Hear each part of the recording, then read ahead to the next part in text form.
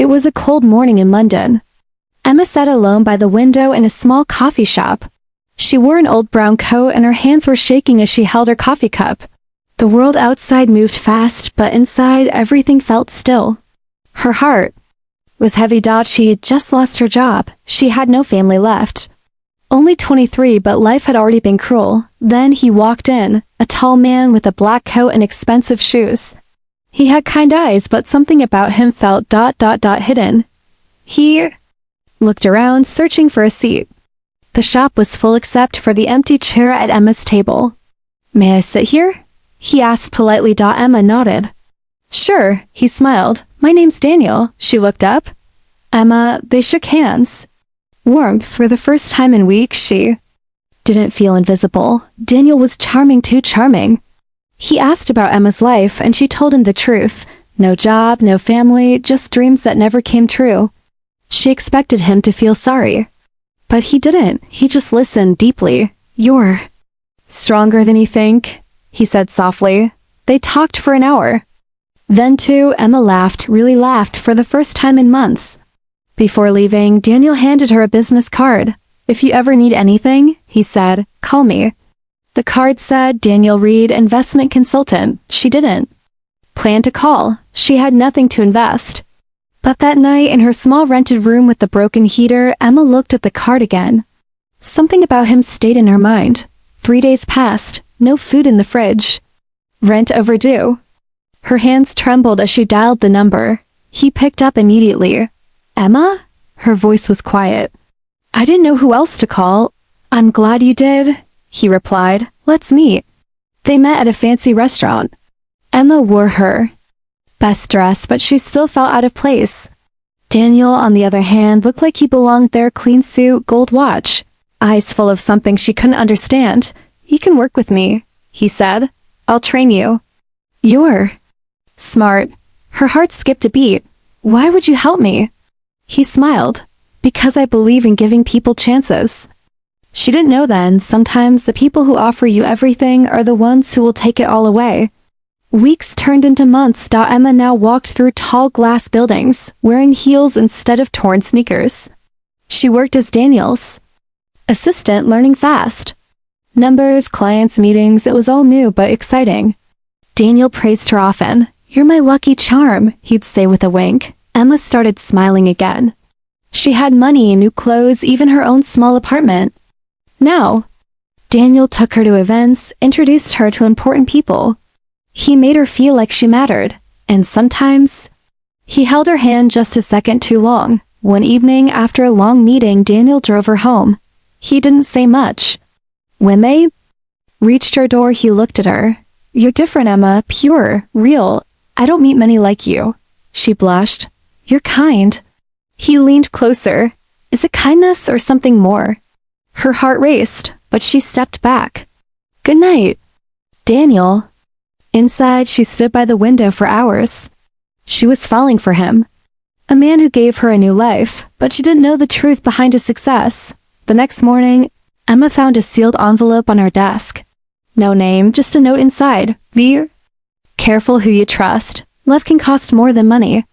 Her fingers trembled. She looked around the office. Who left this? And why? Emma couldn't stop thinking about the note. She tried to ignore it, maybe it was a joke.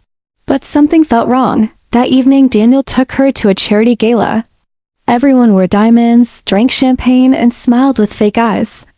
Emma stood close to Daniel, her hand lightly resting on his arm. She wanted to trust him. She needed to. Halfway through the evening, she heard whispers. "That's the girl? Can't believe he's doing it again. Doesn't she know?" Emma froze. A tall woman in a red dress walked past her and whispered, "He always finds one. Sweet, young, broke." Emma's face turned pale. She stepped outside for air. Daniel followed her. "You okay?"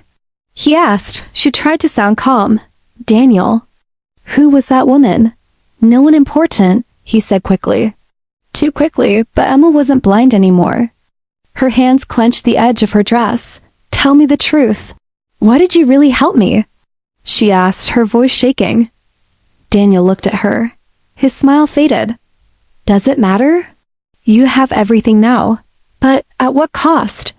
She whispered. Daniel stepped closer. You wanted a better life. I gave it to you. Don't look for dirt where there's gold. That night, Emma couldn't sleep. She opened her laptop and typed his name. What she found broke her. Lawsuits, scandals, women before her, accusations of fraud, promises made, trust broken. Her hands covered her mouth as she read. The man she was falling for wasn't her savior. He was a predator. In a suit, Emma sat on the cold floor of her apartment, laptop screen still glowing. Her chest felt heavy, like her heart was sinking into darkness. Every kind word, every smile, every moment with Daniel, it was all a lie. She picked up her phone to call him. But her finger stopped. What would she even say? He knew how to twist words. He can make guilt sound like gratitude. The next day, she walked into the office like nothing happened. But inside, something had changed. Her eyes were sharp. Her smile fake. Now, just like his. She started digging. Emails, documents, financial records. She used everything he taught her to uncover his crimes. Late at night, she met with one of Daniel's ex-clients. An old man said to her, he took everything. My wife. My house. All gone. I tried to fight. But people like him, they pay for silence. Emma's voice was calm but firm. I won't stay silent. Back at work, Daniel noticed the change. You've been quiet lately, he said. I've been thinking, she replied. About what matters more, love or money? Daniel chuckled. Always money. Love is just a story poor people tell themselves. She forced a smile. Maybe. But her hands were already sending files to the press. Documents that could ruin him. The next morning, Daniel stormed into her office, red with rage. What have you done? Emma stood up slowly. Her voice didn't shake. Told the truth. His voice dropped.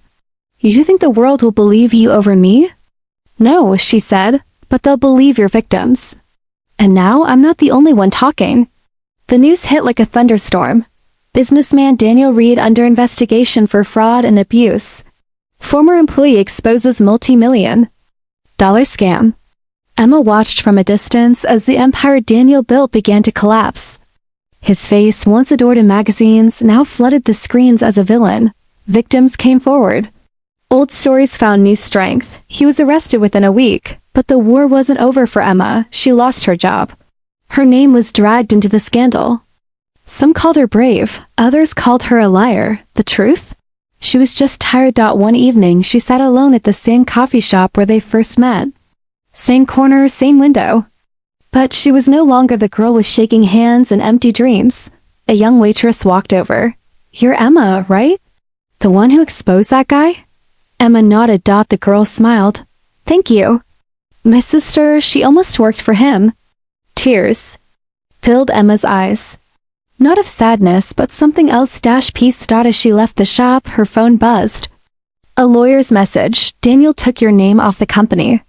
You're free. Also, the court has awarded you a compensation. Enough to start over. She stood on the street, wind blowing gently across her face. The world still felt cold. But inside, something had changed. Later that week, she visited a local shelter and handed over a check to help women who were like me. The old man at the shelter asked, Do you want your name on the donation? Emma smiled softly. No, I didn't do it for fame. I did it so the next girl doesn't fall for the same lie. As she walked away, the sun broke through the clouds. She had lost love. She had lost security. But in the end, she found herself. And maybe, just maybe, that was worth more than all the money in the world.